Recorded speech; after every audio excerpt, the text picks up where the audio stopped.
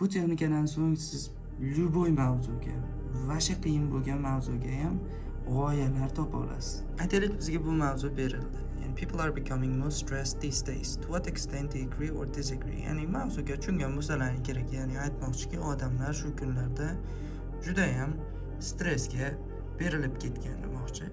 Ya'ni qanchalik bunga qo'shilasiz va qo'shilmaysiz. Hop, biz bu mavzuga qanday yondashishimiz kerak? Biz bulardan foydalanamiz, ya'ni arketiplardan foydalanamiz. Hop, arketiplar bizga g'oyalarni ishlab chiqishimizga yordam beradi. Ya'ni mavzuga biz shu yo'nalishlar orqali qarab ko'ramiz, shu doiralarda qarab ko'ramiz. Ya'ni ijtimoiy tomonlama, siyosiy, tashqi muhit tomonlama va moliyaviy va psixologik tomonlama qarab ko'ramiz.